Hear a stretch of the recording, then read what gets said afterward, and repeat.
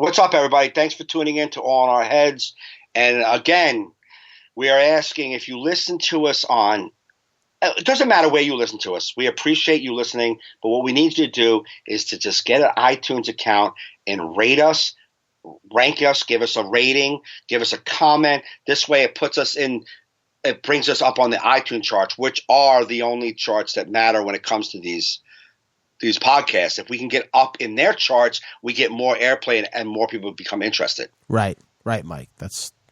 We're available on everything. We iTunes. I mean, we're in iHeartRadio. Yeah, we got some listeners on iHeartRadio. I just got the stats. Some people are listening on that, so that's good. See, so there's many places you can listen to us, but whatever any platform you are listening to us on, can you please just comment and rate us if that platform offers ratings. Also, can you share our link? And it's mind-boggling how nobody shares the link, but we get listeners. I just share the link. Say, hey, bro, if you guys like podcasts, check these guys out. That's all. Today's episode's good. We wrap up the election. Yes. We wrap up the election because we had to. It was the biggest thing happening in the world. So absolutely, we wrapped it up. Then we talked about some stand-up shows that we were on recently, and then we discuss a possible side gig in comedy for Mike to help the boy out. So, and he would like your thoughts on it. So, please stay till the end to hear that. And guys, like Mike said at the beginning, just rate us on any platform that you listen on. So, that's that. Let's get to the show. That's that.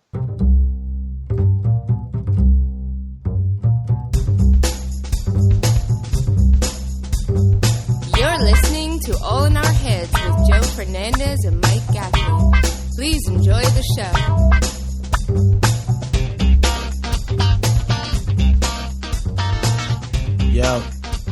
Yo, what's up, man? Oh, not much. I'm echoing.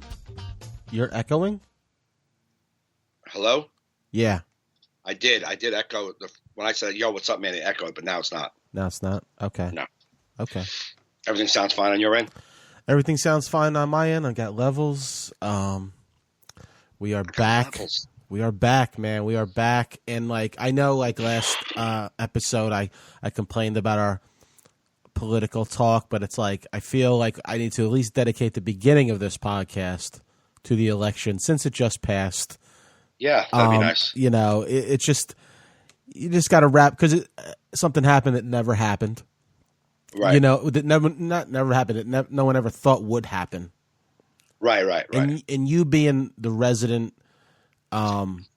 political guy on this podcast, the one that really gets emotional about it, I feel like we need your take, and I may put some background music to it. So let me know when you're ready. I'm ready. All right, let me start the music first.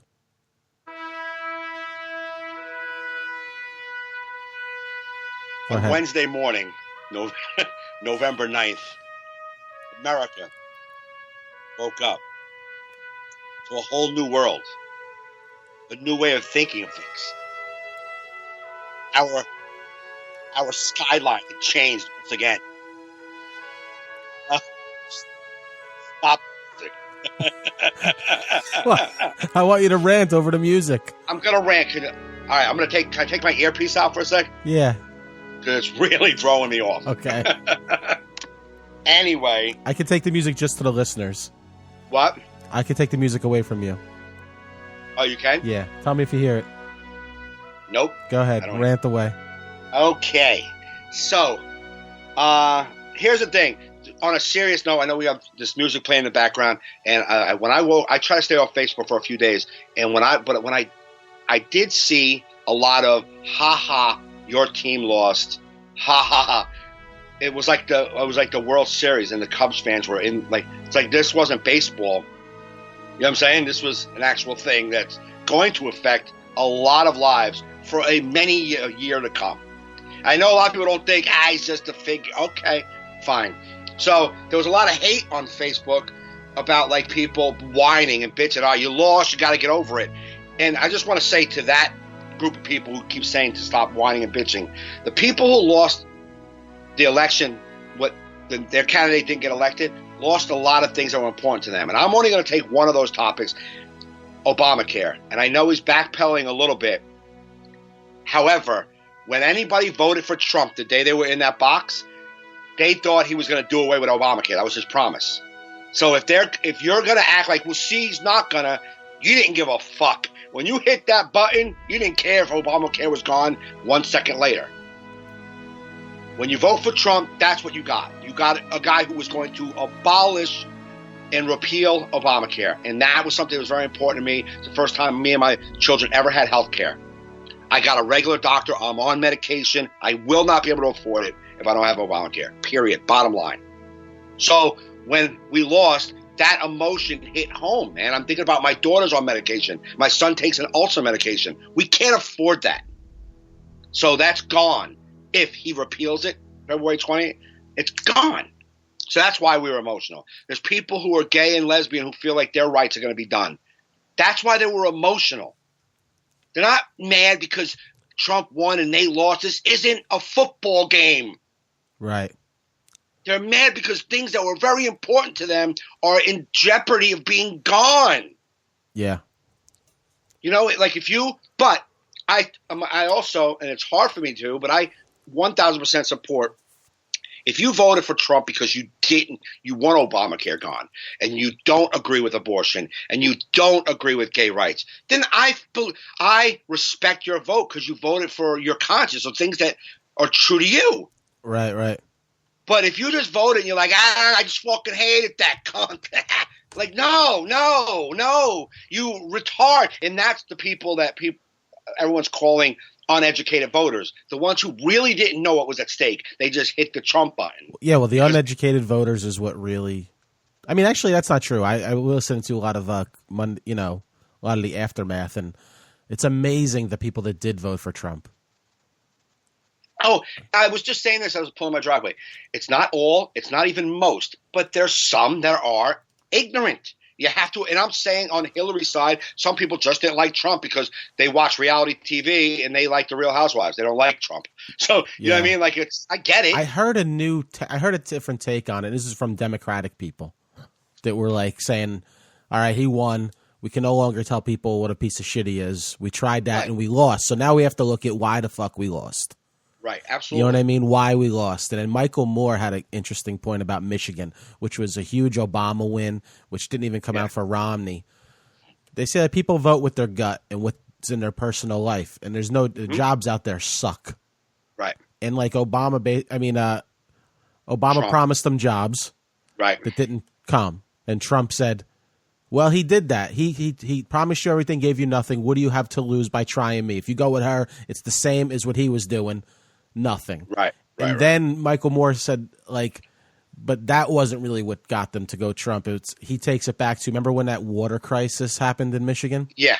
Mm-hmm. Obama actually came out at a press conference and drank a glass of water and said everything's fine, even though everything wasn't. And they're like, we can't believe these motherfuckers. Right. And that was a huge state that gave Trump absolutely the victory. And they basically were saying that Hillary's team didn't go to the rural vote is what lost it. Yep. You know what I mean? She was speaking to the elites. They were in their own bubble. She wasn't speaking. These are people that voted for Obama in the past that she was just ignoring. Right. It's such a weird thing because the press really kind of made everybody think she was going to win. I think people just stayed home. Maybe. Because they like the people that were going to vote for her. Right. You know what I mean? And I believe that the Democrats just didn't grab those people. And and so the thing is like I'm not, you didn't win, my side didn't win. It's not about winning or losing. It's just that the reason why I woke up depressed for 3 days is because there's some serious, like the Supreme Court, there's some serious things that may be dealt with. Yeah, and there's like 3 in their 80s that could die in the next 4 years. And that means Donald Trump and all the guys who really influence him now, because if you look at who he's appointing, those are the guys who've been pulling his strings the whole time. Right. They're going to drain the swamp. You're talking people, they're swamp people. Newt Gingrich is a swamp person. You're going to drain him? Well, that's what Trump said, because they said, Trump, you said you're going to drain the swamp and not have lobbyists and Washington insiders, yet you're filling your cabinet with them. He goes, well, that's all who's there. I have to put them in to phase them out. But we knew that. Yeah. But that's what I'm saying. Like, everyone knew that to begin with. Like, you're not draining no swamp, bro. No. You don't even have your hand on the drainage plug. Right. But people bought that. Now, I don't care what they bought. I really don't care. That was my feelings are, why are people very emotional? Because there were some things that were very important to them. And then you hear people on Facebook almost just gloating, like, we won. Like, what did you win? I remember gloating when Obama beat Romney, because I remember that was a big heated thing. I used to argue with my friends about it. I made a side bet with Teddy Daniels, and I made about a free lunch and a free hard pretzel. That was what we bet. Right. And then I had a picture of Obama biting a pretzel, and I fucking posted on his wall. That was a big gloater. Right. You know what I mean? I feel like that's just the side that wins gloats. And I think why it was so devastating is because the side that won didn't even think they were going to win. My brother, who's a huge Trump supporter, I'm texting with him during the results coming in. And I'm like, dude, it looks like he's going to win. He goes, there's no fucking way he's going to win. He's like, it's just another bullshit election. Like literally it's like on TV. Like, and I think they were just like, holy shit, he actually won. And I think the other side, because the Democrats are in their bubble. But like, I gotta say, if you go hindsight and look, like, I mean, the Bernie supporters, I was a Bernie supporter, but once Bernie wasn't, I went and supported Hillary. I didn't talk like a lot of them really were smashing Hillary because they couldn't get over the Bernie. Yeah, no, I hear you. And that really hurt her as well. Like, it was a mess. That's why I'm shocked that they're rioting. It's like what was it? Ted Alexandro posted something great. He goes, "Yeah, love Trump's hate. Trump wins. I hate that motherfucker. Assassinate him." Like, hey, what happened to love Trump's hate? Right. But I wanted to. I don't think you saw the video. You might have been sleeping. I don't know if you have seen since since Wednesday morning, people have been posting, and I haven't bought into these stories, and I haven't been believing them on either side. But people are putting up, oh my God, I can't believe now that Trump's president, people feel that they can just be racist. A guy walked into the restaurant and called everybody the N-word. You know what I mean? Another guy was like, all these Mexicans are finally going, and they just feel and one person said, I'm going to grab pussy because I'm allowed to. Like, all these stories that people are saying they're hearing are happening. Yeah. I don't believe a lot of them. No, me neither. To be honest, I believe they're just created for narrative. You know what I mean? Yep. However, last night I was at the diner on 61st and First Ave with Troy. Okay. We're just talking it up, and this woman comes in. She's probably in her early 40s. Attractive woman, looked like she had some money. It's Upper East Side, you know what I'm saying? Uh-huh. So she walked in, and then like I was in this little corner, so I couldn't hear what was going on the right side of the diner. But then I just could hear a little rumbling, and then her walking out, and the owner, the Greek guy, going, "You have to leave." And she's walking out going, "I'm so glad Trump won. Thank God Trump won," and walked out. And I was like, what the fuck was that about? So I go and ask the owner what happened. She didn't want to pay her cab fare to the Arab. Ugh. And then came into the restaurant, was yelling that because he was waiting for her. And she's like, "I'm not paying you." And then people like Spanish people and the Mexican waiters were there, and she started getting rude to everybody. And the owner was like, "You just got to go." And so her way of telling all the immigrants, "I'm glad Trump won," was her way of, she was exiting, letting them know, "Fuck you, you immigrants. Trump won." And I was like, wow. So I guess some of those stories may be true that are happening out there. Yeah. I mean, I'm not saying all those stories are true, but I just saw a woman who looks, if you looked at her from across the room, you're like, that looks like a normal woman with her shit together.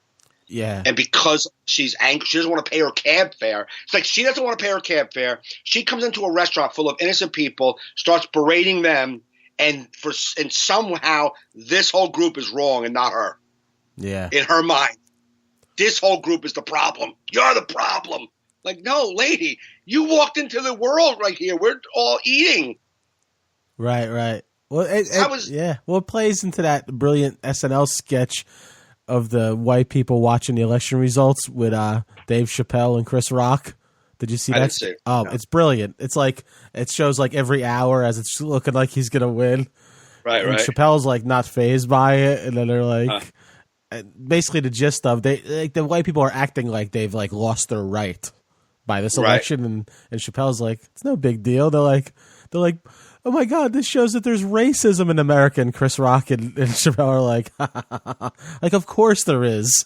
Right. You know what I mean? But like, I mean, I'm a New Yorker. I mean, I'm always in New York. Yeah. I don't remember ever an upscale white woman feeling the need to yell out the election results at a bunch of Mexicans. Well, this is an election like no other before. This is the biggest like social media election. But it's more proof to me that there's some stuff out there that I'd never seen before. Yeah, there's a lot. And I didn't believe that it was really happening. But if I'm seeing it on a quiet street in New York at a diner from a woman who looks like she got her shit together. Right. So then I posted a video about it. I'm just saying, I made a video like a Facebook Live. I said, I'm just reporting what I saw. That's all I can do is say what I saw. Right. And I couldn't believe that I saw it. And I've seen some shit. Like, I've seen guys shoot heroin in their balls, man. I've been in cars where a guy shot his heroin in his cock. You know what I mean? I see shit, man. That's it. I am not put off by a guy shooting heroin in his dick. Yeah. But I am put off by some nice white woman running into a diner and yelling at the Mexican worker, glad Trump won just because she didn't want to pay her bill at the cam. That's insanity. Yeah, well, there's insane people out there. So I just said I witnessed it. I know there's a lot of stories out there. I don't buy a lot of them, but I saw one of them. I saw an actual story that happened. You know what I'm saying? Right. And so people came on right away. Well, it happens on the Hillary side too. I'm like, oh my God, no shit. No shit it happens on the Hillary side. No fucking shit. You want me to report a story I didn't see? I can make up one if you want me to fucking tell. I'm just saying the one I just saw. I'm not saying it's all true. I just saw one. Hey, look at this funny shit I just saw. Right? Yeah.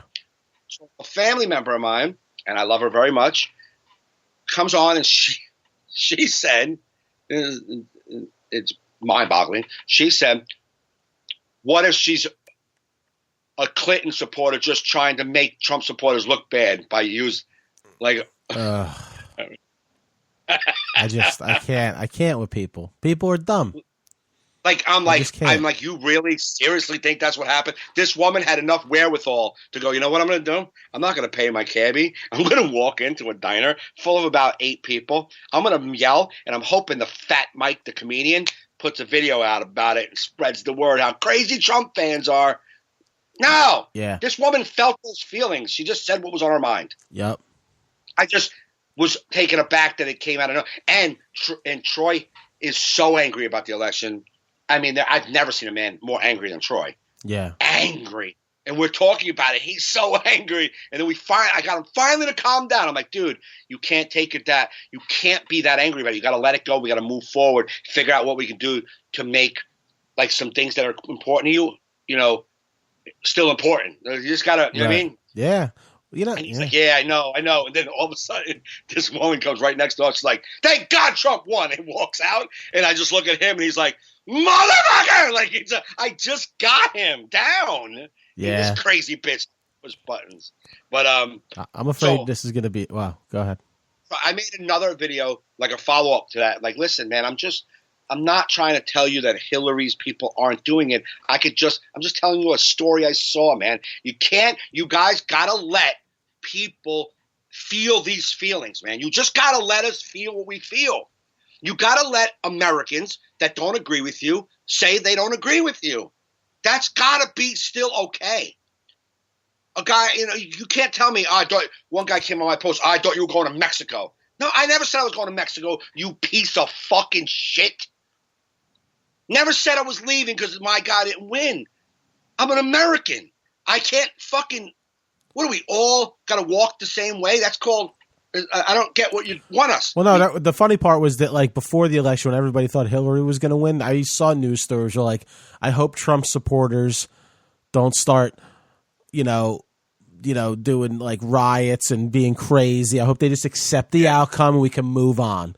That's like that was the big news stories. Will the Trump supporters accept the loss and go peacefully? And then he wins, and then fucking every state is blowing the fuck up.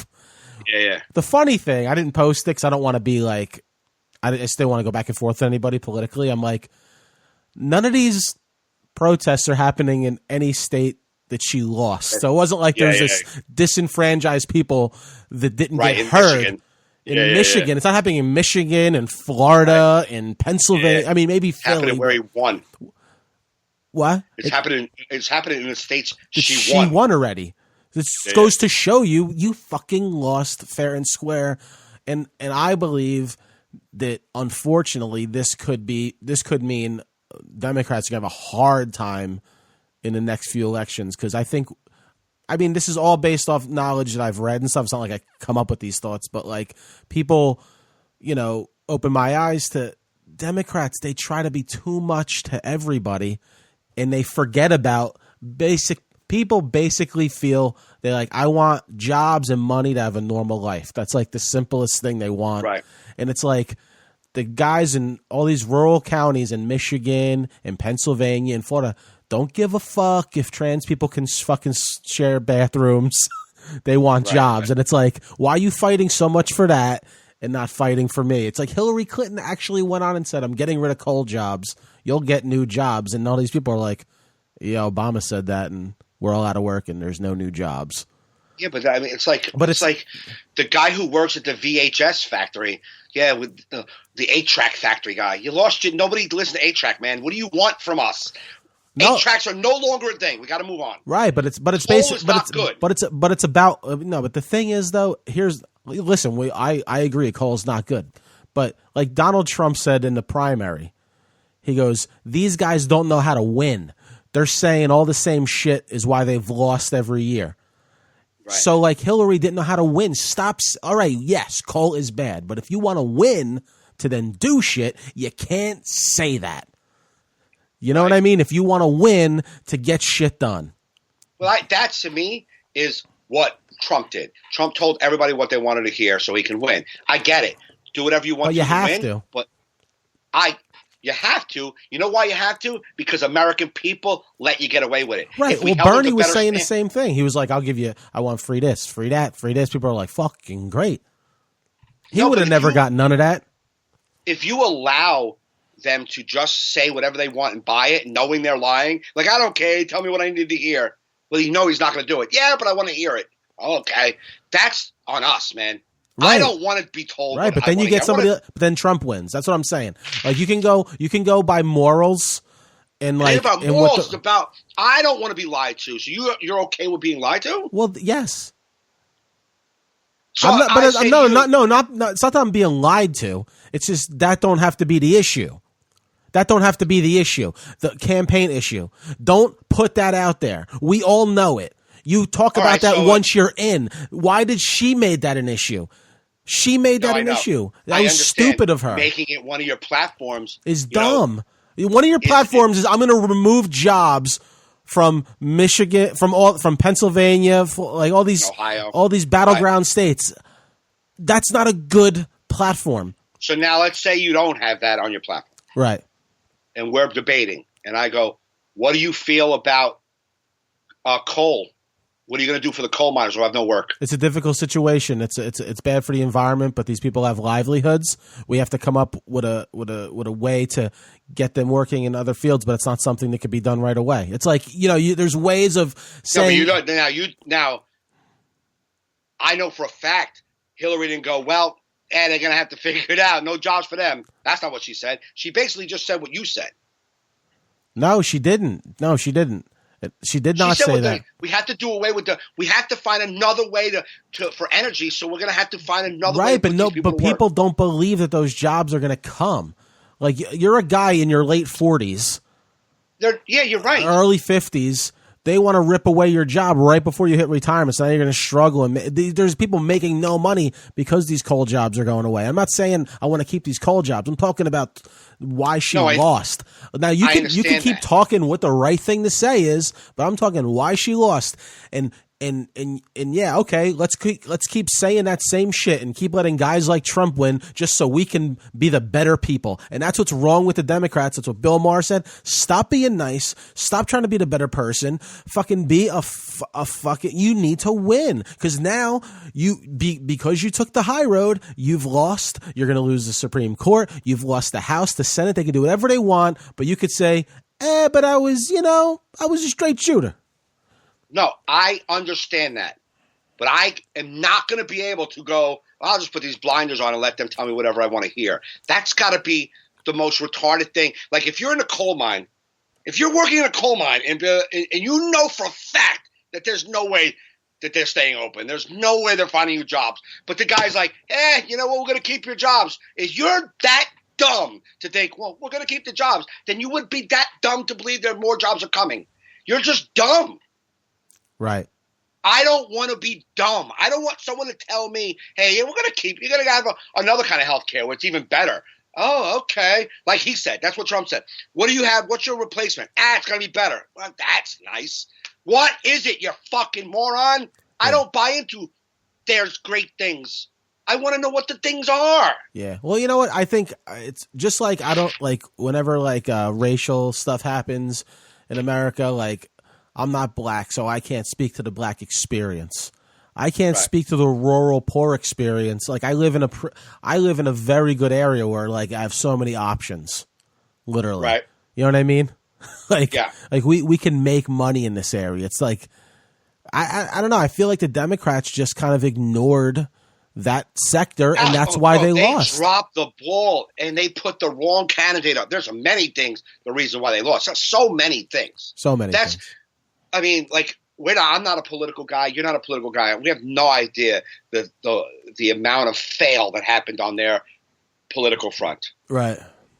I don't even know how you could have fixed that. Yeah. However, as an American, as a human, I don't want to be lied to win. So I said to like my best friend Frank said, we had a conversation about it, and I said, "Are you okay with like Trump told you stuff that he doesn't mean? Right? Are you okay with it?" And he's like, but she lied too. I'm like, no, I'm not asking you if she lied. I'm sure she lied. Are you okay with knowing he lied and pushing a vote for him? Knowing he's telling you, I'm doing this, and you know he's not going to do it. You're okay with pushing a button for him? I can't. I'd rather a guy tell me, listen, man. They are okay with that because they're okay with it for the same reason we're okay with pushing a button for our girl. It's like they don't like her. Right. So he's got to really do something catastrophic for them to push the button on her. And just like us, for guys like me and you, it's like, yeah, we do forgive Hillary. Like if we took Trump out of the equation, had a semi-normal person running, you know what I mean? Say the election was Bernie Hillary somehow, right? I'm saying, say there was the two parties was Bernie versus Hillary for president. Yeah. All we'd be doing was shitting on her lies. You know what I mean? That's all. That's the thing. Like, and I'm being honest for me. I'm not talking about the rest of the world. I don't care what everybody does. I'm looking for things that are positive. I don't care what lies he said. To be honest with you, I don't care that he said he wants to grab pussy. I don't give a shit. It never affected me. Yeah. I thought I was more affected by the fact that I thought he did it, not that he said it. Yeah. I was more affected by the fact that he thought he could just roll like that. Like I can do whatever I want. That was more effective to me than him saying it. I don't care about that. Him saying, you know what, Mexicans are killer. He's just an idiot who doesn't know how to have a filter. I don't believe he thinks every Mexican is a murderer or raper. I don't. Right. Okay? So that stuff didn't weigh into my conclusion. But the Supreme Court, Obamacare, abortion, and gay rights, that did. That came into my play. Yeah, no, listen, it came into my play too. But the rural people don't give a fuck about that shit. No, I get that. I'm saying why I voted. I don't know why I voted. Yeah. Now flip the roles. You have Bernie and Hillary. I loved everything Bernie had to say. Then I would be off of her, but I wouldn't care. I don't give a shit. She lied. I don't give a fuck. She lied all day long. I like this guy. Yeah. I liked everything Bernie stood for. And that's and, right. And I'm not saying that unfortunately, especially in this era, like that movie American President with Michael Douglas. Yeah. He says there's a scene with him and Sheen, the father, what's his name? Martin were playing pool, and Martin was his advisor or maybe I don't think it was his vice president, it was his advisor. And he said, when we had won, Michael Douglas asked, when we had won 4 years ago, if my wife didn't, because his wife died of cancer, we had won the election. Yeah.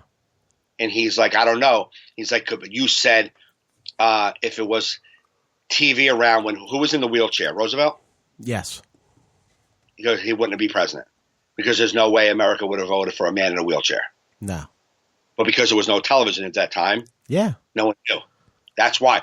John F. Kennedy looked beautiful. Yeah. So he got elected. Well, you know what I'm saying? Yeah. Like, so that's what we vote for. Unfortunately, this country is voting for who they like. Right. And that goes to what my theory is that I was thinking. Because, listen, Trump's the leader, so now you got to figure out what the fuck's wrong with the Democrats. So it's like, can't worry about him anymore. Shit's going to happen. Yep. Do the best you can. Here's my theory on Democrats. They like celebrity just as much as anybody, right? Mm-hmm. Because Hillary Clinton, people say, oh, it's a shame. She didn't break the glass ceiling. A woman can't get in. She twice ran for president. It's very rare for a woman. Twice. Almost got there. Right? Right. She was in, and everyone, Clinton's got most experience. She got so much experience, right? Now, she should have been a nominee the year Obama ran based on experience. Obama had no experience. He had half a term of a senator. But he was more charismatic and more celebrity-like. So you guys said, fuck this woman with experience. We're going for the guy who talks nice to us, who talks good to us. You know what I mean? Absolutely. Then it's just we look for the wrong things in leaders. You know what I mean? So she should have been the president in 2008. Right. Well, she should have been. But we chose for the run. Because here's what I feel about Democrats. They want to, at least the Democratic voters, they want to be like it was very exciting to vote for the first black president, and they seemed they love the excitement of change. Like, we're gonna make the first woman president. You know what I mean? It was like, it seemed more people were bothered that it wasn't the first woman president than just the president. Right. You know what I mean? Yeah. It seemed like they're voting more to make history. Right. You know what I mean? And I think that's where the phoniness comes in. Well, and also she came off like she just had her eye on the prize and that the whole system was trying to get her to the top. It never felt like she was fighting for rights. And I'm not saying she wasn't, but it never felt like she was in a battle for rights and for people. It was always felt like she was in a battle for her own gain. Well, that's what people say. Nobody, like the reason why Trump won.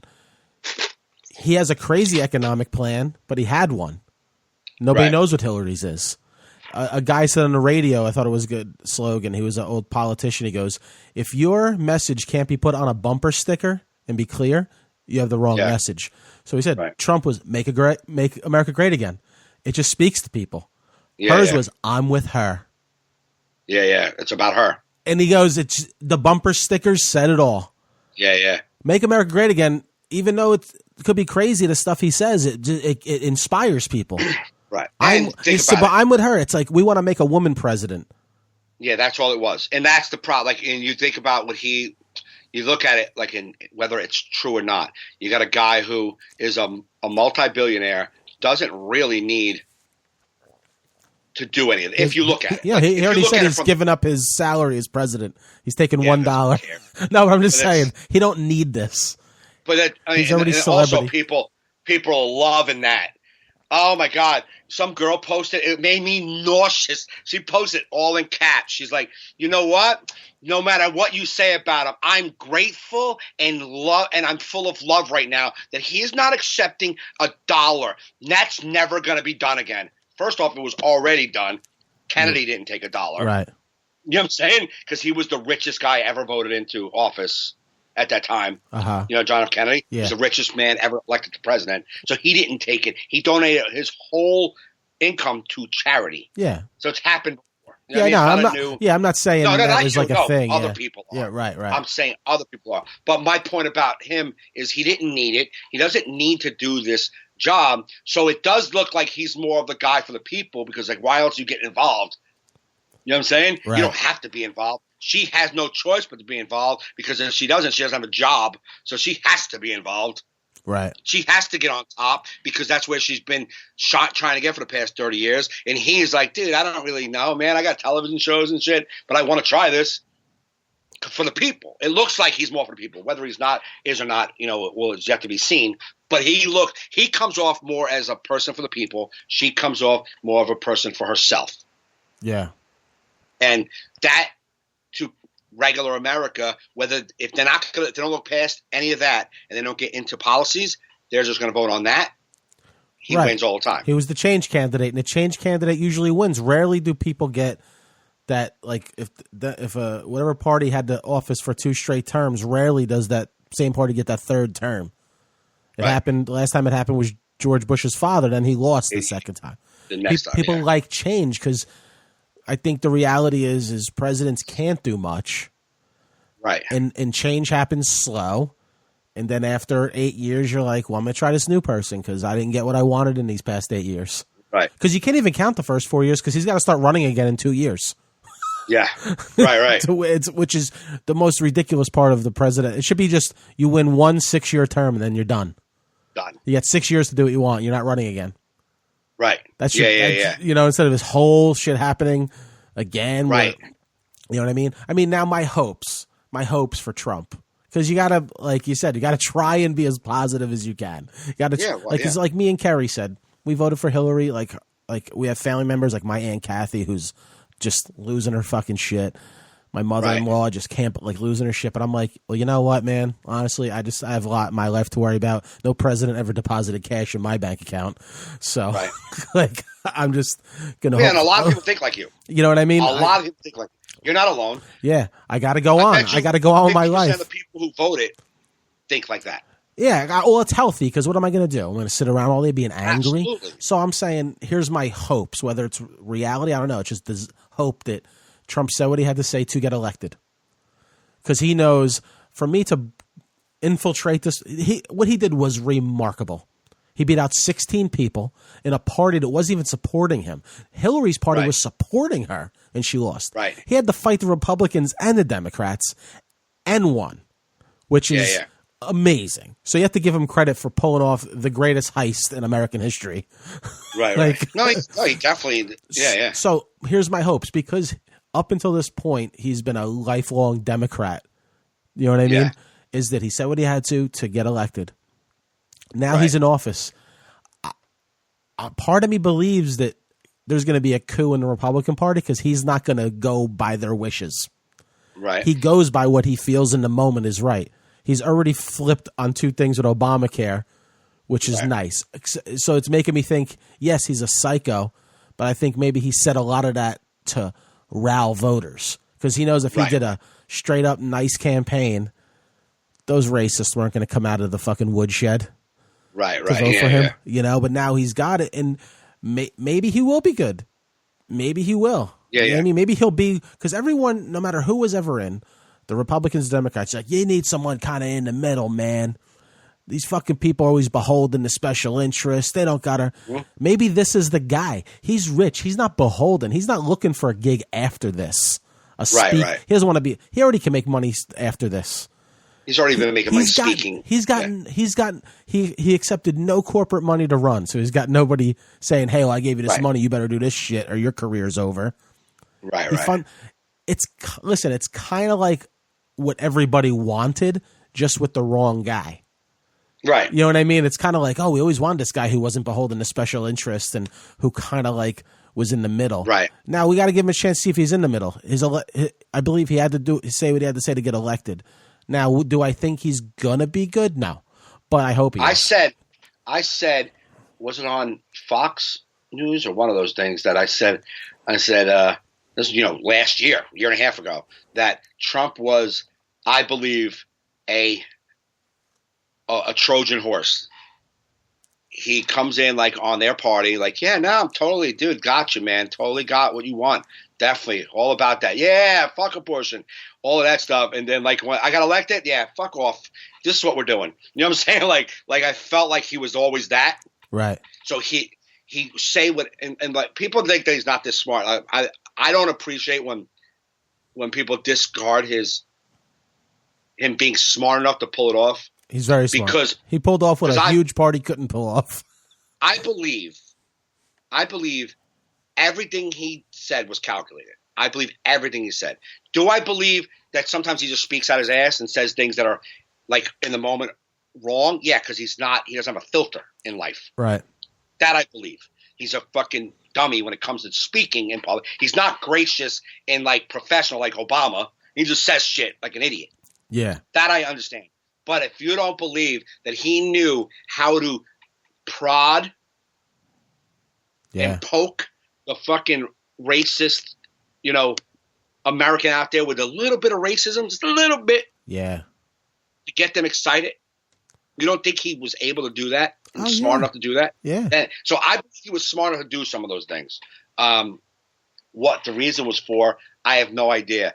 Putting some of these sick fucks in office, like Newt Gingrich and that whole crew running shit, that makes me nervous. Yeah. Because those people are insane. Yeah. I'm happy he dumped Chris Christie. I hate Chris Christie with such a passion. But I hate Newt Gingrich more. Oh, yeah. Okay. I mean, I do hate Christie. I hate Giuliani more than both of them combined. Oh, he's the worst. He's the worst. He was told, he got caught lying, what a shock. He was said he made Trump say the numbers when he was saying how crime is up in New York ever since stop and frisk. Yeah. And all the dumb white Americans believe it.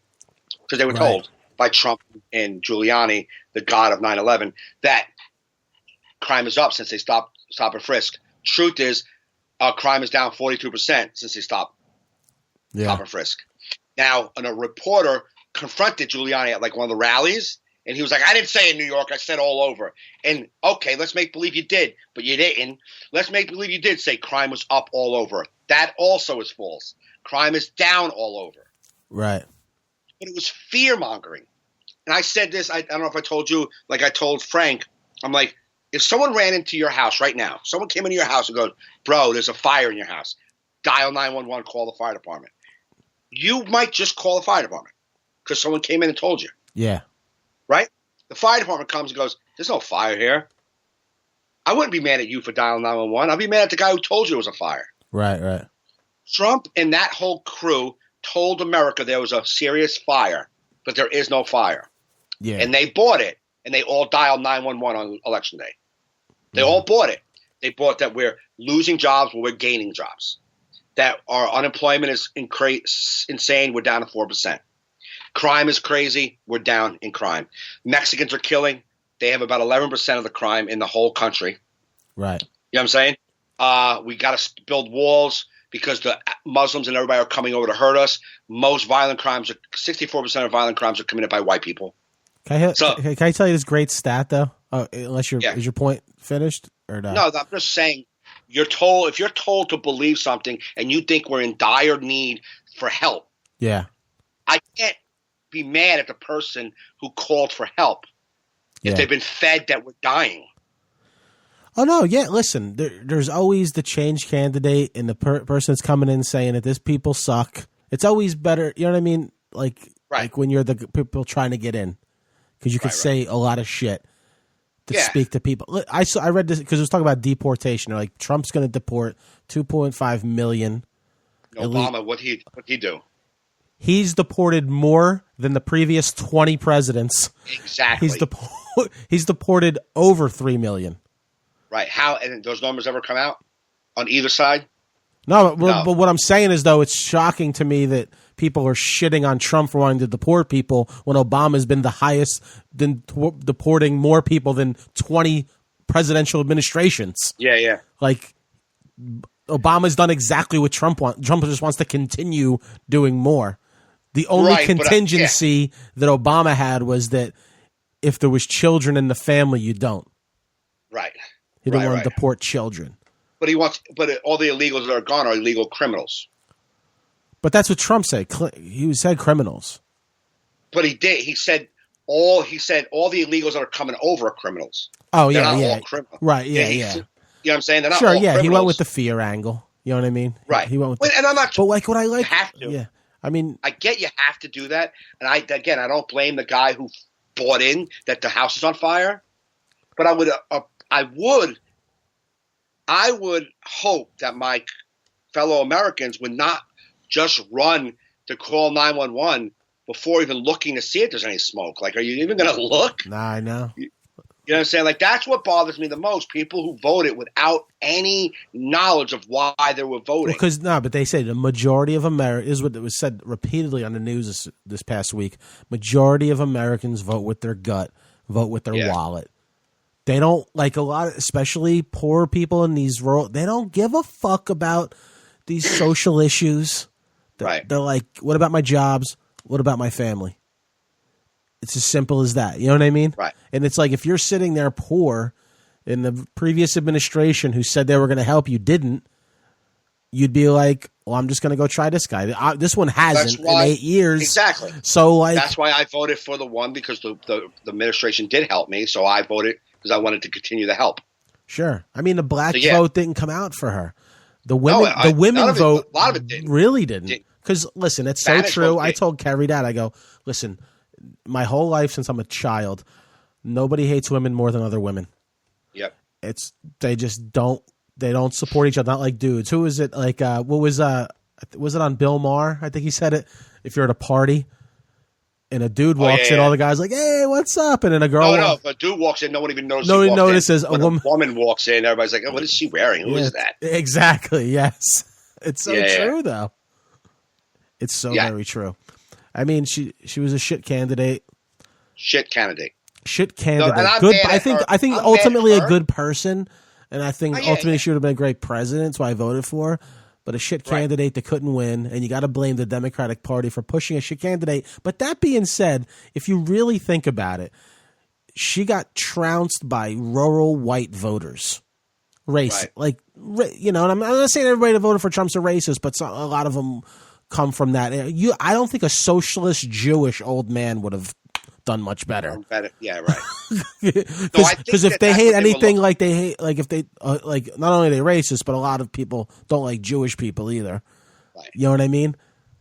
No, I'm not saying to alienate people, but like you have to be realistic. I don't believe the only thing Bernie would have got was these shitty Hillary voters who for some reason just didn't go vote or voted Gary Johnson. Yeah, I think that's kind of what was the feeling was in the Democratic Party, and that's why they derailed Bernie, because they felt like he didn't have a chance to win. However, who knows really if he had a full campaign running against Donald, how he would have shined, if he would have shined at all. Well, we learned one thing. Pollsters suck. Donald was saying it the whole time. He goes, look at my rallies. She doesn't have rallies as big. And like, well, that's the thing that CNN even said was like, we need to start looking. We need to, as journalists, figure out what's up with our polling systems and where are we getting our information from, because it's got to be reliable, and none of the networks are reliable anymore. Right. Trump said it on 60 Minutes last night. She asked him, about the media's role. He was basically saying the media, they suck. I did it all on Twitter. Right. I did social media. You don't need all these commercials and shit. No, yeah, but I'm not talking about that. We're talking about you watching CNN for actual news. You're watching Fox or watching any of the major news networks, and they're saying themselves, well, we need to fix our system because we're not even providing the right information. Right. Because they kept saying that Hillary was up, that things were bad, pollsters this, pollster that, poll, and none of it was right. Which goes so they're looking at what's up with our system. Which goes to show what we were talking to last week, where I was saying this year has been never shown more how biased the media is. It's really been shown because they were pushing their agenda the whole time, making us believe it. And then they lost, and they're like, oh my God, even when like that's what they left with pie in their face, because you know what I mean? They weren't reporting it accurately. Yeah. Because they wanted us to think. But I'm wondering, you got like, say CNN is, on the Democratic side. The Clinton News Network. Yeah, I would think that they would, skew the vote going, hey, man, it looks like he's going to win. You guys got to get out there versus, hey, she's killing it and risking people not coming home. So I think the number systems that they were going through and the polling systems, they need to revamp and work out because they were getting wrong numbers. I think they thought people wouldn't go out vote for Donald because they're like, he's going to lose anyway. Why am I going to bother? Same reason why people in Jersey say, it's going to go to Hillary. I know Republicans that are like, I don't vote because it goes Democratic anyway. It doesn't matter. Yeah, right. And that's why the Electoral College needs to be abolished because it prevents people from voting. Yeah, absolutely. Even Trump winning the Electoral College on 60 Minutes last night, they go, hey, you said the Electoral College was a sham in 2012 and you just won with it. He goes, it is a sham. Like even in winning, he's like, it is. It is. Well, that's good that at least he sticks to his 60 Minutes interview. I hate to say, was actually pretty decent. It's funny because people were like, a friend, like this girl I know, she put up that she's like, I cannot watch any more than 60 Minutes. It's making my head want to blow up. I also think it's your level of separating yourself when you're listening to someone. Did he say everything that was awesome? No. I think when you listen, you know what it is. When you can't stand somebody, you don't care what the fuck they're saying. It sounds like dog shit to you. Right. You know what I mean? It's absolutely. When you hate somebody, you gotta hear. Like you remember when we used to go to meetings, if there was like a guy speaking that you knew was a piece of shit, you knew he was a piece of shit, but he's speaking and people are like, you're like, get the fuck out of here. This guy's horse shit. This guy's horse shit, man. Yeah, he speaks well, but he's dog shit. You should have a living. But if you didn't know him one way or the other and separated, you would be like, it is a good message. Yeah, right. Exactly. Yeah, you can separate it. You can separate. What do they say? Take the message, not the messenger. Remember how you always say that? Yeah. Just listen to the message. Identify. Just relate. You don't have to. It's like. Yeah. So that being said, I think we could put a bow on this election season. You know what I mean? Absolutely. Listen, the election's over. I just stand up for the people who are affected and what did you say, protesters or whatever. I support that, even if it was the other way around. I support protests. I support it all. Yeah, me too. I do. I support it. But like when people say, stop whining, stop bitching, move on. The people who are really, really emotionally affected are people who have serious policies that are probably going to affect their lives. Yeah, listen, I don't. To me, the protesters, I don't mind people because that means you're actively out there doing something for something you believe in. When I say stop bitching, I'm like, enough of your fucking articles. Enough. Can you read an article without sharing it with me? Can you read an article and keep it to yourself? Just read it. Yeah. Like, listen, go out and protest. That's fine. You're actively participating in democracy, but leave me alone. Right. I don't want to unfollow. Like people are like, unfollow. I'm not going to unfollow you because I don't like to surround myself with just people to think like me. Right. You know what I mean? Because I haven't deleted one person. I actually won on Monday before the election. I don't know who the broad is. I can care less. She comes up and says, if you're voting for Hillary, why don't you delete me now? Yeah. And it just showed up in my news feeds. I'm sure a million people said that, but hers just showed up in my news feed. I don't know who she is. I was like, all right, no problem. So I went on and her page says delete. No problem. I can do that. I can handle that. I would never do that, but it just struck me out of nowhere. I was like, what? Okay, you can go. Yeah. I don't need you. I don't even know who you are. And I believe, too, at like a gut level, what Bill Maher says, it's like, he's like, this was an answer to this political correctness we've had too much of. This too much whining about unnecessary issues. You know what I mean? Like, you know what I mean? Like the sensitivity of America. It's like, I think this was a vote against all that. Like, stop worrying about people's verbiage, like what people use to say. Like, you know what I mean? Like, treat people how what they do. It's like attacking. I don't know. It's just like I told you the other night. I did a show at Uncle Vinny's, and I used the phrase the C word, and the crowd. Yeah, you said the C word. I go, but I can play the audio for you. Oh yeah, do that here because me and Adam Lucidi had to perform at Uncle Vinny's the 2 nights after the election. Me and him were sitting there like, you feel it in here. There's a depressed mode. So should we talk about it? Right. So Adam did a little bit and I did a little bit, and they we made jokes. So it kind of relieved the tension, but you can tell it was on people's minds. Right. So this is like a minute and 40. Let me turn this knob so you can hear it.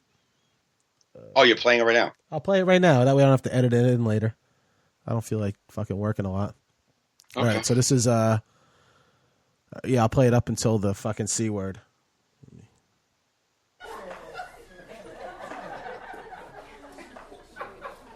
We did it, guys. We did it. America, we did it. We elected our first orange president. He's orange. He's orange. No other country's got that on us. I don't give a fuck about your health care. Do you have an orange leader? No. You don't have an orange leader. And with all that money, you think you can get someone to blend it in a little better? I mean, like, you're a billionaire. Isn't it, what's it called, concealer? Like, I don't know what the fuck, you blend that shit? You're a makeup person. Help the president out. I mean, you should tweet him and be like, Donald, the eyes. It's the fuck. Yeah. But when I see his orange face,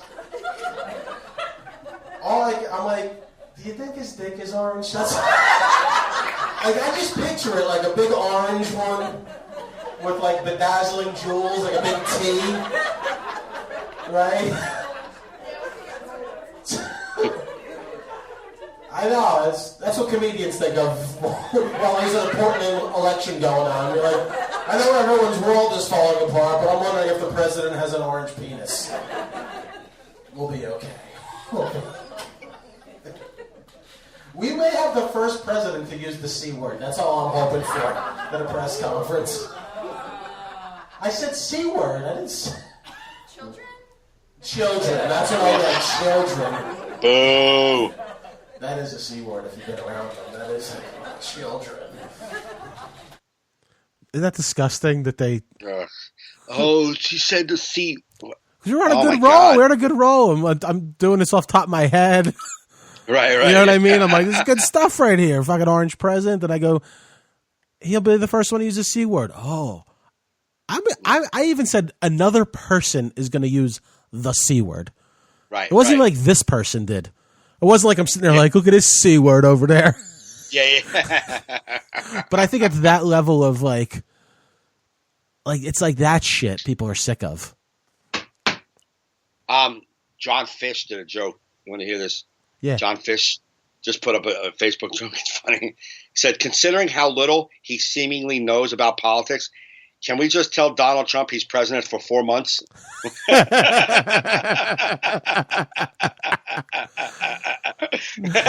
That's a funny joke. And what happens? Right off the bat, second, third person in, someone has to say, another comic, oh, did anyone watch 60 Minutes last night? Did anyone know that the stock market did last week? Do you guys know the U.S. dollar got stronger last week? All right. That's a post I may put up. I've been holding it back and be like, all right, now that your guy won, you have to fucking lighten up and he needs to be ridiculed. Yes. That's part of the job. So, go, you know what I mean? Like, you guys better settle the fuck down. We're going to make fun of this motherfucker for 4 years. For a while. Yeah. You know what I mean? So, calm down. You got what you wanted. Yep. You got what you wanted. You know what I mean? You're going to stop your abortion. I won't go far with it, but, you know. Yeah. No, but... you know how many people, though, that I met that voted for Donald? Like, my brother, my mother, who said, like, I'd be like, yeah, but he wants to, the Supreme Court overturning Roe versus Wade. Oh, he's not going to do that. What nuclear bombs? Oh, he's not going to do that. Like, they all believed, he's not going to do that. I know, but that's... I know, that's scary. I know. That's what I said. Frank was like, do you think that's going to happen? I'm like, bro, it was on the table. I'm not rolling the dice on a guy who said he's gonna and hoping that after he wins, he doesn't. What the fuck am I voting for? I'm going to vote for a guy who probably won't do what he says he's doing. Here we go. Fingers crossed. Doesn't even make sense. Yeah. But a lot of people said that. You're right. Yeah. When I said Obamacare on Wednesday, I'm like, bro, I was sad as hell, man. Wednesday was a rough day for me. I didn't get out of bed. I didn't leave the house, man. I was a mess. It was so interesting to watch that shit come in. I'm like, I kept going out and telling Carrie, I'm like, she's like, because she doesn't want to watch it. I'm like, I think he's going to win. She goes, get the fuck out of it. Like, me and her find it, like, we're pretty much over. But she's like, no way. I'm like, I was so depressed. And then Frank, who voted for Trump, said, you want to go eat? And I was out eating already. So he came by and I talked to him. Like I said, listen, man, he's my best friend. I don't care who's in office. I will always love Frank. I don't give a fuck. You know what I'm saying? He voted for Trump and his reasons can be as asinine as they are. You know what I'm saying? And they are not very smart reasons. However, he let me talk about why I was bothered. And I said to him, Obamacare is something that is very important to me, man. And if it's gone, what do I do, man? What do I do? Yeah. It makes me very nervous and scared. So he was like, well, I didn't know that. You think he's really going to do that? I'm like, it says he's first day in office, he's repealing Obamacare. Then he said, now it's repeal and replace. Yeah. Yeah. He's backtracked a little bit. And I said, in a debate with Hillary said, Obamacare is got some serious issues. We need to work on it, but we don't want to start from scratch. He said, repeal and replace. Like, it wasn't even an option. Yeah. And now he's saying maybe, right. Which is great. I hope it is maybe. But I voted because he said it wasn't a maybe. Yeah. I voted because he said it was gone. And I was like, well, I need cholesterol medicine, and my daughter needs her meds. My son needs his meds. I'm going to have to vote against him. Sorry. Just like you said, the coal miner's like, oh, she said we're not going to have any jobs, but he said maybe. Fuck it, I'm voting for him. Yeah. Same reason. Yeah. Same reason. Yeah. It'll be interesting. For comedy, it's the best option. Like, to find a silver lining in this, Like, what? To find a silver lining on this cloud for comedy, it's the best option for president. Like, Bill Maher, John Oliver, it's never going to be better. It may give The Daily Show the boost it needs to get popular again. Maybe. The Daily Show's, you know what I mean? Like, these guys thrive when the administration sucks a dick. Right. You know what I mean? Because what's there to make fun of when you have a guy that's living good and doing good things and positive? Can't make fun of that guy. It's like it ruins your political show. And fucking So I think a couple of our friends that do Trump impersonations, they're gonna get 4 years of road work. Absolutely. So I'm happy for them. It's like they're gonna cash in. Like that's what I was thinking. I'm like, I remember seeing. I'm like, can't believe he's our president. But I'm like, I know two guys that do good Trump impersonations. They're gonna make some good bank over the next 4 years. It's just gonna. Like, they could probably literally put out a DVD from Trump. Like, from a fake, like, it's going to be good, man, for that. All right. So, now did you, because like I told you, I went into a club 2 nights after, and I felt a weird feeling. Did you go into clubs, or were you more like fundraisers this week where you couldn't really feel the tension? I couldn't feel the tension. I did a birthday party Friday and a fundraiser Saturday, and I was at Dangerfield Sunday, and I didn't feel, I mean, I didn't mention it. I'm not going to talk about it because it's not worth polarizing the audience. I'm not brilliant enough to make fun of either candidate. Right. Yeah. That's why I just, you know what I'm saying? I gauged the crowd, did like it'll be anger I did a minute and 30 seconds on it. And then I would be more angry than right. 20. Yeah. You're more passionate than me. I would have been. So I'm like, I don't even mention it. I don't talk about it at all. Like and I don't know if there was anybody in the room last night talking about it, but they were a weird little crowd anyhow. But it didn't seem bad. I did a birthday party. Let me tell you, forget fucking politics. Yeah, let's move on. We did it for an hour, and now we're going to give you another hour of regular shit. Listen, I did a show Friday. I had a show up in Troy, New York, for a guy who hired me for a birthday party, a 54th birthday party. Okay. And apparently whoever was in the organization, I was their favorite comedian. Okay. Which at the time still doesn't make any sense, but it definitely didn't make any sense when I got the email that you're his favorite comedian. I'm like, I don't have enough content in the world for me to be like, unless you're around and see me around here a lot, but I don't know how I became his favorite comedian. I'm not going to debate that because that might be my own insecurities. But I don't know how I'm a guy's favorite comedian. Fuck it. I could see how you could be someone's favorite comedian. So he said that I am. I never met the guy who said I was his favorite comedian, ever. Yeah. Still haven't. I did the gig already. But he put another guy in the company in charge of hiring me. I was in Saratoga Springs like 9 weeks ago doing a show, and this guy came. He's like, it's so funny. We just hired you to do our boss's birthday party because you're one of the guy in charge's favorite comedians. And I was like, oh, well, that's pretty nice. And he's like, and you happen to be in town, so I said, let me come and see you. So he came to see me, and apparently I did good enough to keep the gig.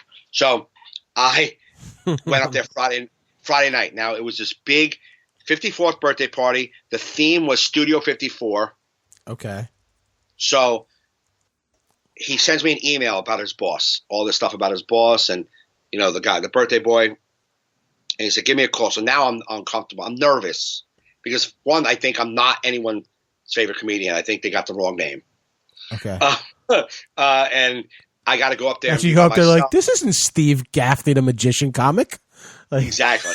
That's my favorite comic. That's what I was worried about. Yeah. I was worried about that they were waiting for Jim Gaffigan to show up, and he did not. Okay? So, yeah, it'd be funny. You get my favorite comedian, Jim Gaffigan? Sure. Mike Gaffney? Yeah. I think that's the guy. I think that's the guy who Steve asked for. So, I call him on Thursday. I'm like, all right, we got this gig tomorrow night. Looking forward to it. What is this fucking setup? Can you tell me what it is? And he's like, it's a huge banquet facility. We have one part of the room place is set up like Studio 54. He goes, we dumped a lot of money into that. He goes, then there's a lounge singer who's going to be doing Sinatra in one part of the place. Mm-hmm. There's a big bar, then where a cocktail hour would be. We're setting up a comedy club area. Now I said, oh, what do you mean? He's like, we're making like a comedy club. We're making the section like a comedy club. We have little tables, 4-seater tables, little cocktail tables. And we're making it like with a curtain backdrop like behind them. So we're going to separate the room behind you. And it's going to be like a comedy club. It's going to setting it up to seat 70 people. Now, 250 people are going to be at the birthday party, but we're not forcing them all to watch comedy. Uh-huh. So we're going to let people choose to come and sit down and relax, which I first right there was like grateful. Yeah. Because why make people do something they don't want to do? Right. Let them hang out in the bar and listen to the Sinatra guy and relax if they don't want to come into the comedy show at 7:30. Right. You know what I'm saying? So I get there. He has it set up like a comedy club. He's got a brick backdrop, white big brick backdrop, stool, fucking microphone stand, beautiful sound, a little stage, and little tables, candles. It looks like a comedy club. Uh-huh. And a curtain that he can open up in another part of the room if people were standing there. So 70 people can sit and about 100 people standing behind. Okay. So right before the show starts, they have this big DJ guy who put the Studio 54 together. He brings me in the room. There's leather couches, leather chairs, white leather boots. I'm like, was this stuff here already? He's like, no, we brought it all in. Mm-hmm. They made the club look like a scene from Scarface. Like it was. You should have beautiful. taken a picture of that. I was going to, but I was so nervous about doing the show. Right. I couldn't even. I was performing for Tony Montana tonight. Exactly. So, and then now in the back green room, these women are getting dressed, and they're dressed like there's two of them dressed in disco ball material with lampshades, these big lampshades on their head that are turning green, red, blue, and they're walking around the dance floor serving drinks. Okay. And this guy dumped major dough into this area. Right. To this show. Then they had girls dressed as 70s children, like 70s girls, like with belly shirts and like flare bottom pants. Right. And they had them walking around encouraging people to dance and do stuff. So he goes, we're going to start in 10 minutes. We're going to have the girls go out, circulate, and see who wants to come into the show. And girls brought people to the show if they wanted to come and sat them down. Mm. So it was 70 people sitting, wanting to watch a comedy show. Engaged. Then the DJ brings me up like no host has ever brought me up. Right. So good. You guys ready to have a good time? Let me hear it. I need you to focus. And then we're like focusing. He's like, all right, if you don't want to watch comedy, we don't care. Go to the other side of the room and drink up and have a good time. But if you want to watch comedy, we want you to pay attention. Mm-hmm. And I was like, oh my, what is going on here? How come regular clubs can't do this? Yeah. And all I had to do was 30 minutes. That's nice. And it was phenomenal. It was so good. So not what you would expect. You know what I'm saying? Like, yeah. So I never met the guy whose birthday. Never met him. Still haven't. Never met the guy who's favorite. Huh? That's who. Never met the guy who said I was his favorite, and never met the birthday boy himself. Oh, okay. Never came in. He was wandering around talking to people. I never met him. I stayed an hour afterwards talking to people and I left. I never met the guy. He's a multi-millionaire. He owns garbage disposal companies. He owns vending machine companies, and he owns coffee and water distributing companies. I have a cousin that does that shit. It's amazing what you can make owning a few soda machines. Yeah. So so the guy gives me an email. The guy's name is Bruce. He sends me an email about his boss just to give me some background. All really nice stuff. The guy's hardworking, made from scratch, owns a lot of business, owns a yacht, all these like things, right? And I was like, I don't know if I come on stage right off the bat, and I was like, I'm so grateful and honored to be an entertainer at my good friend's. And then I looked out at my paper like my good friend Scott. That's his name. Scott's birthday. And I don't know who it even looks like. So I'm like, are you Scott? And the guy was like, no. I'm like, they keep telling me he's in a blue suit. How about you? Are you Scott? And he's like, no. And I'm like, you know what? Fuck Scott. I don't give a fuck anymore. I'm not going around to 300 people to find out who you are. If you're not here, happy birthday. I don't give a shit. And then I said, we have so much in common. I don't know if you guys know this. I got an email. Scott owns yachts. Is it called Scott's Yachts? I've seen a yacht. I think it's like out in the water. I saw one time. It was nice. Scott, they said Scott owns garbage disposal. I create garbage. Scott owns vending machines. I find myself sometimes at 1 o'clock in the morning in a hotel shaking the shit out of a vending machine to get free candy. And it also said Scott's an extremely hard worker. He's like a workaholic, and me too. I mean, I just woke up 20 minutes ago, and after this 30 minutes, I'm probably gonna go right back to bed. But we have so much in common. So much in common.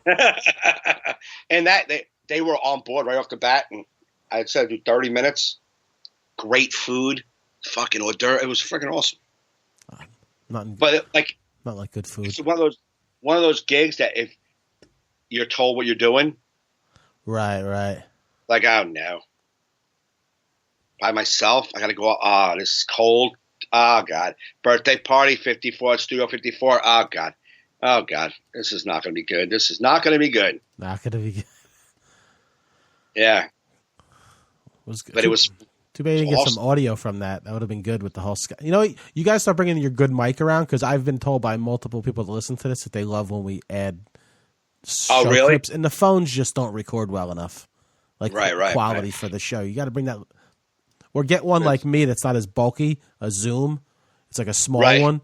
It's like people, Yeah, I will. Throw it down. It's like almost CD quality, and pop it in. People say they dig that shit. Yeah, I didn't record either gig this weekend because I was like, I don't want to record disasters, and they're actually two good shows. Yeah, I've been recording every show. I listen to none of them, but I record all of them.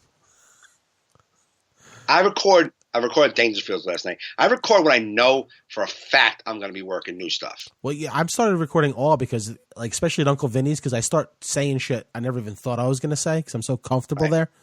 So my key now is I have to run off stage and write down when I said new shit, so I don't have to listen to my whole shit. I want to be like, all right, this is when I said this shit, because I ain't gonna. There's nothing more nauseating than going through. Like I did it a few weeks ago. I actually listened to a couple sets and jotted down some notes. But I'm like, if I gotta listen to, I just fast forward. I'm like, where the fuck was that new thing? I can't hear myself tell this joke one more goddamn time. Don't you feel? Yeah, you feel like a hack to yourself. You're like, God damn it. Yeah, I get it. Your daughter talks fast. Move it. Go, Mike. Find a new joke.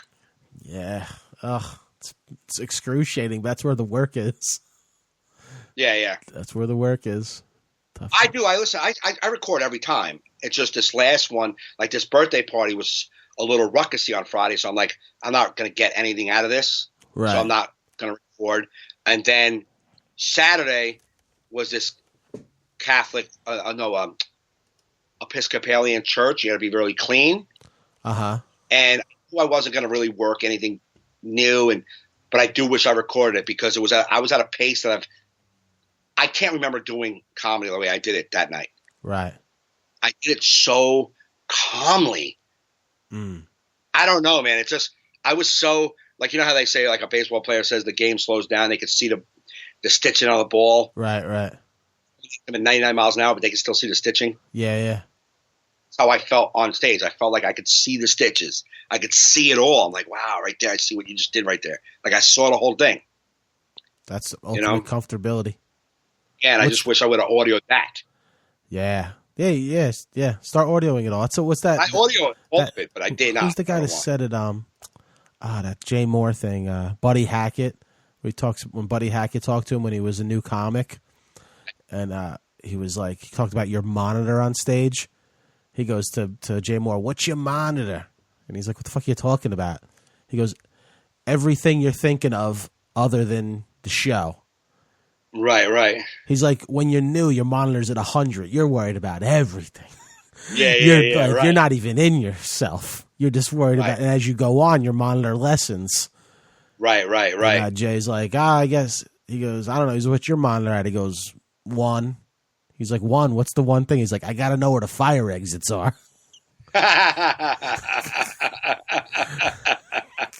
That's funny. But it's true. I think of that every time. I think of that a lot, especially at Uncle Vinny's where I perform a lot on that stage. Like my monitor there is like 1 or 0. Right. Literally, I just so comfortable there. It's just like, I'm like, oh, this is like if I could just duplicate this feeling.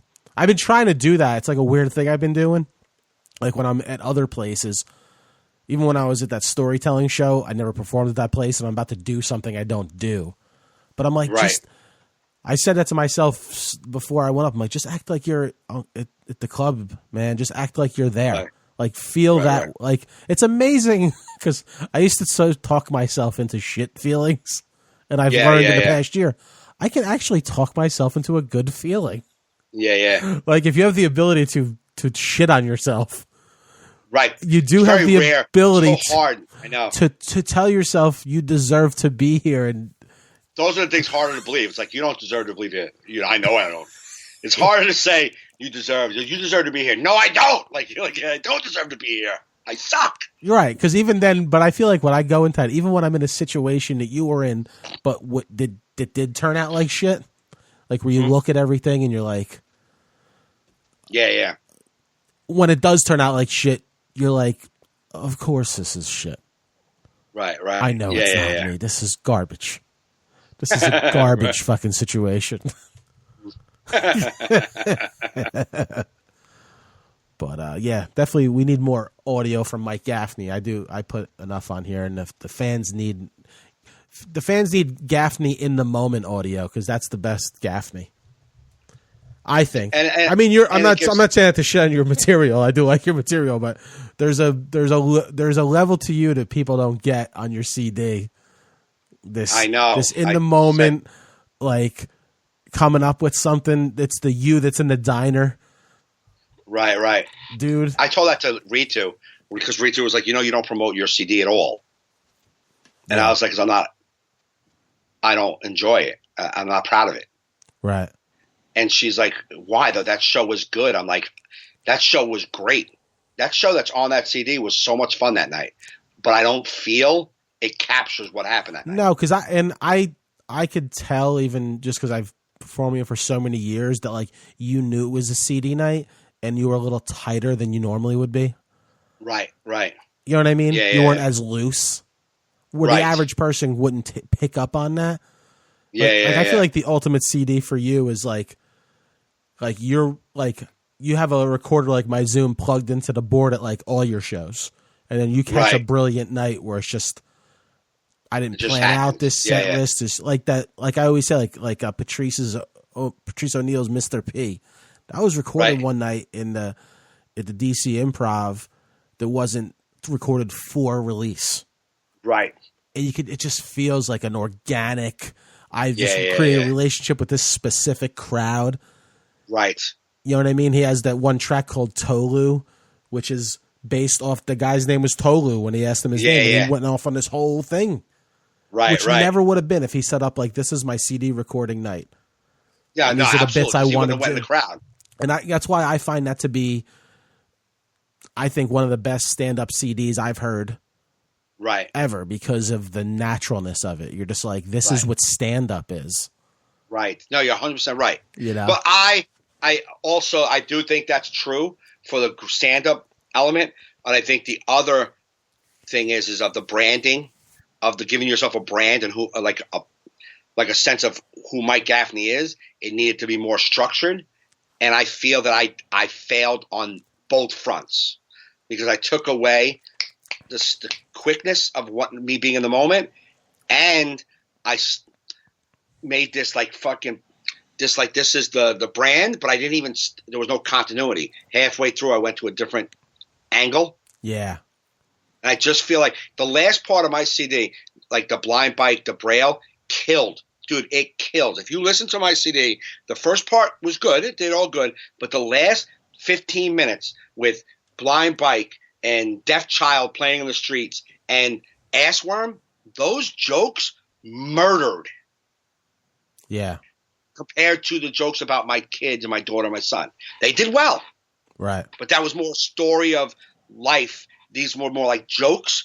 But to me, the whole CD is disjointed. It's just not a connection. It didn't flow for me, and that's why I don't promote it.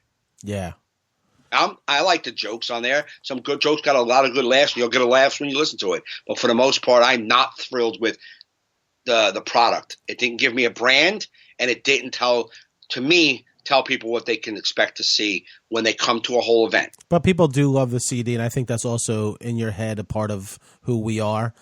Like, we always harsher critics of ourselves, judge our products of what they could have been. You know, never, like even when you try to make a tape to give someone to submit, you like, never get it. You never get it. It's like you'll send your clip. Not yet. No, because I waited to see this other kid's. I was waiting. I thought you said I was Ice Spider. No, I was that kid Mike Salona, the comedian Mike Salona, taped my set, and I wanted to watch it, but I do like the other one better. Okay. You know what I mean? Yeah. So now I'll send it. But like I've seen people say they've bought your CD and they loved it. You know what I mean? It's people. But I also think you also would like your neck when this act that you're currently doing is ready. Definitely, you got to go the video route, even if it's not a huge production, just a couple cameras, because I believe 30% of you is your visuals. Right. Yeah. No, you're right. You know what I mean? Like like your jokes get laughs audio, but like them not seeing you, it's just a different level. An element out because you have the performance style that some of us don't do. No, and you're right. I think recording my CD, knowing that going as I'm recording it, some of the jokes I was not even like really fully selling because I knew what was the point. Like did you do your daughter being chased by the cat on that? Yeah, which was silly. Like that. That's a pure visual. Pure visual joke. I mean, it does come over good because of it's a funny idea and you paint the picture good. Right. But no, it's a better visual. Right. Or like you can't do your son. You didn't do your son playing soccer on that, did you? No, which is something that I'm glad I didn't because I get purely visual. That's a purely visual one. Yeah. There's no other. Yes. You know what I mean? Right. Yeah. Yeah. See, me, I can do all my jokes on audio because I have no visual element to mine.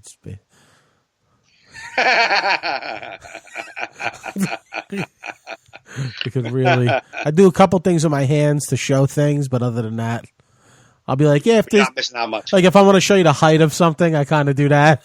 Like, if they act out. How wide something is, maybe I could do. Yeah. So I caught a fish. It was like this big. Yeah.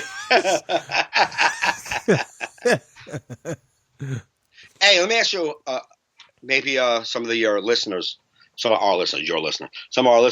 maybe can give me an opinion.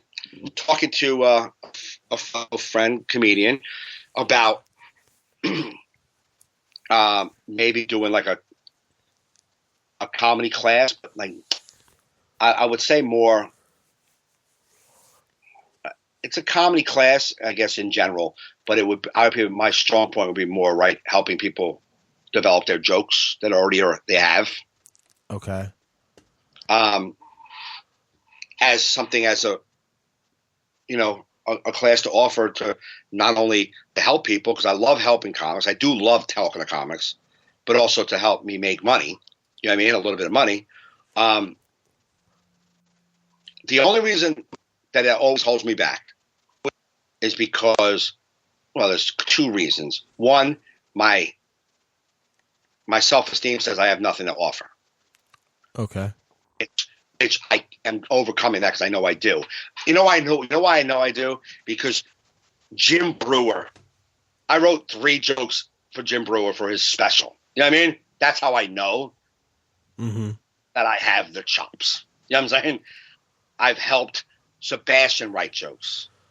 You know what I mean? I've helped brilliant comics come up and rearrange their own personal material. I'm very good at that. Right. I'm not even confused that I'm very good at that.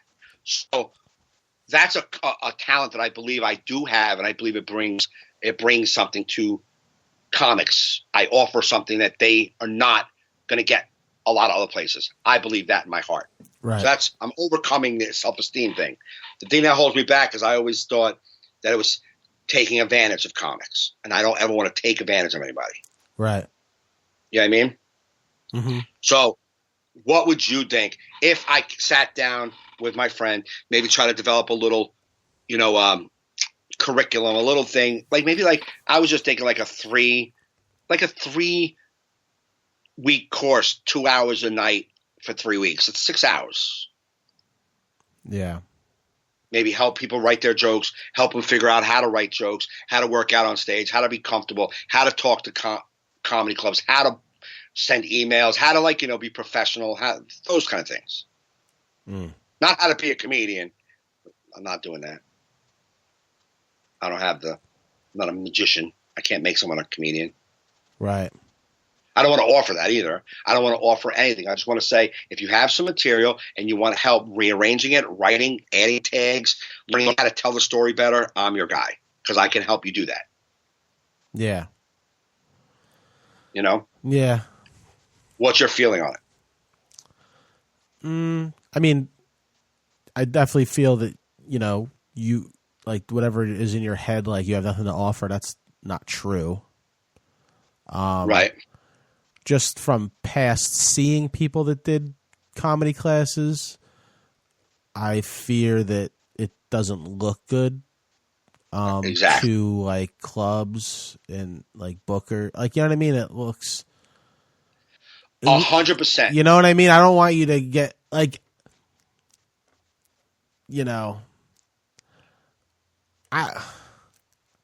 would say 100%. I would say if you specialized it more, and you could probably make more money with it, because you have a performance style, you know how to perform. Right. You can make what was it like Judy Gold has a class about writing, helping you with a one-person show, how to structure a one-person show. Yeah.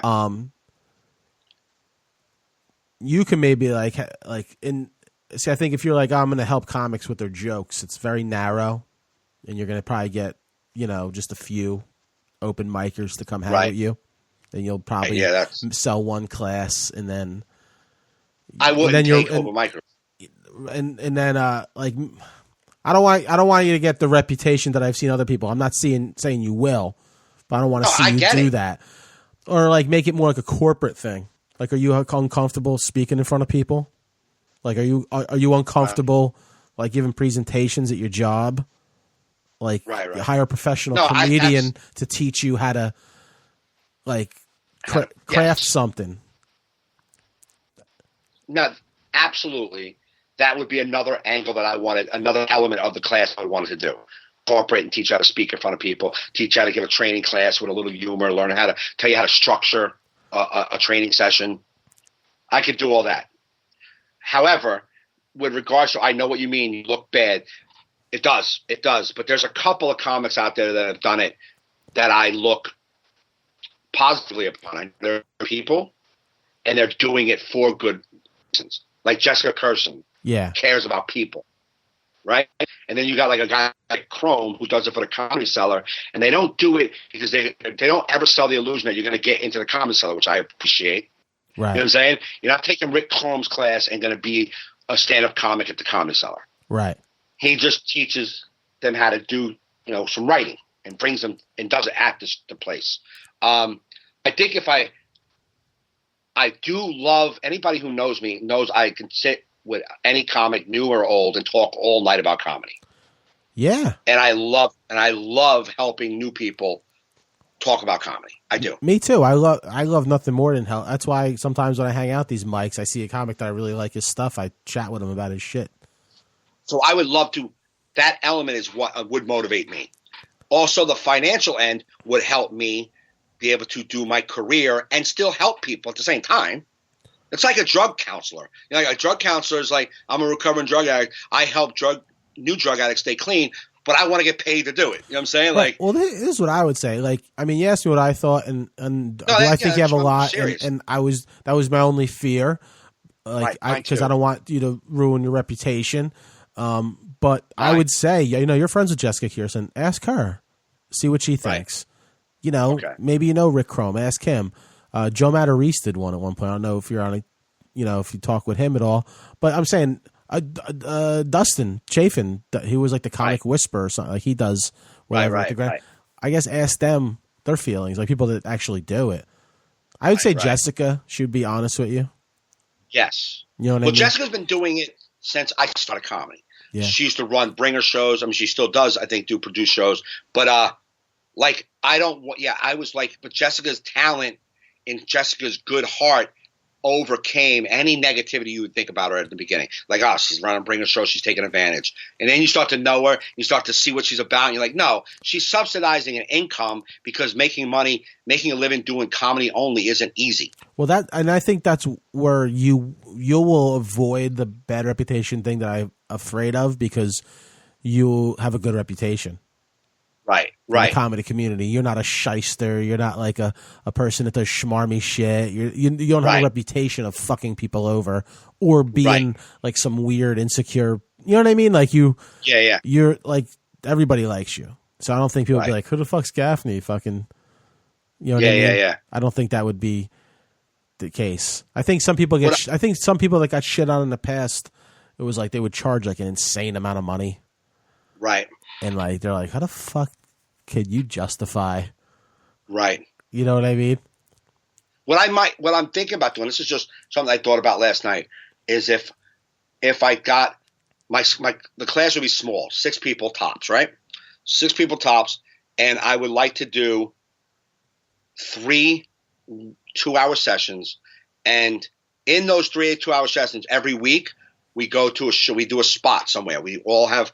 We go to stand up New York or go to Broadway and say, we're going to do a show here. Whatever we produce, we try to, let the guys do 5 minutes each, and we're going to record the sets. And then when we work our workshop, we're all going to know your jokes you just did. We're going to try to work on them together. Right. I'm going to try to work on them with you. But we're going to do a spot every week. It's not going to be a show, bring a show. We're going to find and do a spot every week. Yeah. For 3 weeks, we're going to do your jokes, and we're going to see how we can grow your jokes, see if we can polish your 5-minute set. Right. You know what I'm saying? Let's get a TV set or audition set ready. Yeah. You know what I mean? And I'll help if you want me to be a personal coach and sit down and help you write jokes and create material, I'll do that. Yeah. You know what I'm saying? Yeah, it's a way to help me subsidize some of my income, and it's also a way for me to help comedians and be around comedy and talk comedy, which is all things I love to do. Yeah, it can't hurt, man. I'm trying to talk myself into it because my biggest fear has been I don't want to look bad, because I know, just like you just said, thank God I have a decent reputation. I'm a good guy, but I know those people who are swarmy dirtbags, and they're just taking advantage. Right, and that's why I think if you, call Jessica on the phone, tell her your fears about it. Right. She has firsthand experience because she's someone that everybody likes. Right. So, like, did she feel that would be? You know what I mean? Yes. And listen, it's just gonna come with anything. There'll be some haters. Right, of course. But like, I'm sure it's not gonna be anyone you give a fuck about. Right. You Exactly. Yeah. You know what I mean? It's no, it's not a bad idea. You know what I mean? Like I said, that was my only concern. And I think if you could talk to someone that's been down the road and figure out how to get past that, right? You could probably, No, I mean, fucking, we got to make income, bro. And you have you have a product to sell people. You're a professional comedian who does it every night. Right. You could help anybody.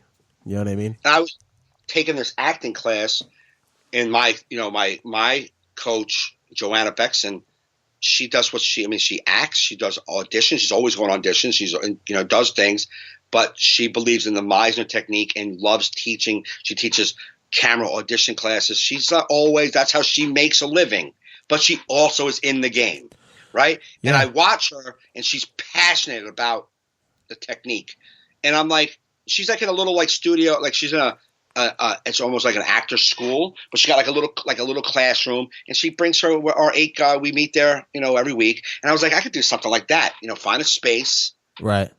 You know what I mean, and be like it's a workshop. I saw Rick Chrome did his class there once. I mean, like, you know, there was right out of college when I was doing more film stuff. There was the town I grew up in, East Brunswick. They had these like adult classes they wanted to set up, and and they asked if I wanted to teach. Like public speaking? No, it was a screenwriting class for adults. You're not going to make people screenwriters, but if they have an interest in it, and I was like, sure, I'll teach them how to format screenplays and how to the basic foundations of writing a screenplay. I mean, whether you're going to be a good writer or not, but I'll teach you the basics. Yeah, right. And I said sure, but it was one of those things where it's like they put it out there, and it has to have you had to have at least like 10 people sign up. Oh, okay. For me to get paid to even. Move forward, and it was like five or six people did, and they were like, "We're not going to do it for 5 or 6." Right. But you know what? At the time I did a lot of that. So was I an award-winning screenwriter? No, but I know how to do it. You know what I mean? Right. And I know how to talk to people, and I know how to help people with their jokes, and I know how to explain how to do stuff. I'm good at teaching. Yeah. Or at least coaching and saying and putting people in the right direction. Right. So it's like it's 50-50. 50% I want to help and talk about comedy, and the other 50% is my own needs. I don't want to have to worry about my finances all the time. So this might be able to alleviate so I can enjoy comedy just like everybody else. Listen, you have a skill and you want to get paid for it. If somebody wants to learn how to edit on Final Cut Pro, I'm going to charge them. Right. To come to your house and teach you how to edit. If you want the basics of video editing, I'm not going to be like, I'm just going to. I'm going to reach out to Brewer. I'm going to reach out to Sebastian and ask him. I want to use that. I mean, in Brewer's last special, he had 3 jokes that I rearranged for him to get big applause breaks. They were his jokes already. Then I gave him a whole chunk to put in the middle of a joke that got him an applause break. So I was a value to him. Right. And I did that without, I'm not looking to get paid for that, or I just that's what I love to do. I love to watch someone's act and go, oh, it could be better if you did this. I just love to do that. Yeah, I love to do that too. Yeah, you should do it. You should do it, man. Yeah, and then you could probably run some sort of, thing with a comedy shop, maybe, advertise on the site, use the club to have a little workshop. There's many of them. Listen, that's all the details, but hey, man, got to find a way. Listen, people shit on people that work cruise ships too. You know what I mean? They're exactly. like, you gave up. It's like, nah, I just want to pay my mortgage. Right. I'm sorry. Getting my needs met is giving up to you guys. Right. We all can't be Dave Chappelle. I think you're right, though. I'm going to talk to Jessica, and then maybe look at try to make a little format, to see how I would be comfortable doing this. So, I really think watching guys on stage is more important to me, and I don't want to do bringer shows, but maybe I'll talk to a club and say, listen, I got 6 class members. Can they just jump on? Can we do shows in your small space? Maybe even what's his name, Craig Fox down there. Yeah. Can we do? Sure. Can I do a weekly show that's just those guys? Yeah. You're part of the revolution. Just had to hurt my feelings. No, but right. I hear you. It's an inside joke. A few people that listen may get it. But all right. No, it's listen. There was a time I thought about taking a comedy class after doing comedy a while, but it was Eddie Brill. I don't even know if he still does it. He was running one at Gotham, which was for people that have been doing comedy for like a while. Right. Yeah. It's not like, oh, you write jokes, help me format jokes. It's more like career advice type. Like he wants to see you, like, okay, you've been performing for 8 years. Let's see where you're at. What we could, like, more stuff like that. It was like $350 for like. Right. I wonder if it's still up on their website. It was pretty expensive. I have to go to the bathroom. Okay, then. All right, so let's wrap it up. Mike has to go to the bathroom. So, Mike, give us your schedule. This week on Thursday, I'm at Scott Brennan's room. Do you know where it was? Is it Tap House 15? Awesome, dude. That's I wish I'm working that night, but I wish I can come see you. Not only is the food amazing at that place, but it's a tight little room. Like, you're gonna walk in if it's not set up yet, you're like, what the fuck? But they curtain off this area. Okay. And they do it with a charity, so it's full. Like, every show's been full so far, and it's a good time, dude. You're gonna have a great time. Yeah, so I'm doing Tap House on Thursday, mm-hmm. and then Friday and Saturday, I'm in a place called Reactors Comedy Club in Pennsylvania. I don't know where it's at. Give me 2 seconds. Yeah. Tell them your. Let's see where I'm at. Okay, this Wednesday, if you live in the Queens area, I'll be working on that same story as that last storytelling show at QED in Queens at 9 p.m. So please come out there. That's I don't know the address, but just if you type in QED Queens, it'll come up. And then Saturday, I will be at the Shannon in Hoboken. It's a 5:00 show. I'm closing that out. And then after that, I'm running over to the Bergen County NA fundraiser. So if you're in recovery and listen to this, go to that. Oh, yes. Actually, I'm not on the show anymore, so I'll be there, though. But still come to the show. I'm just going to be there. On the show is going to be Ritu, Troy Allen, and Joe Vesey. Now, Joe, if you don't know Joe is actually going to be in the new, I think, Adam Sandler movie. He's been touring with Adam Sandler, David Spade, Norm Macdonald. So he's a funny fucking dude. Yes, and then after that, I'll be November 22nd. I'll be at the Saint in Asbury Park, and then that following Saturday, the 26th, I'll be opening for Jim Florentine at the Comedy Shop in Pompton Plains. So many opportunities to come see me. If you want to see me sweat telling a story and not being comfortable, that's this Wednesday, QED. Perfect. Now, where is the Tap House again? What town? Jefferson, New Jersey. So I'll be at Tap House in Jefferson, New Jersey Thursday, and then I will be at Reactors Comedy Club. It's in the Wyndham Garden Hotel in Glen Mills, Pennsylvania. Cool. Okay, so it's 2 shows, one Friday, one Saturday, 9:00 shows. So if you're in that area, come by. Right. Go to MikeGaffneyLive.com to see all his dates. Go to JoeFernandez.net. Thanks for listening, everybody. You've been listening to All in Our Heads.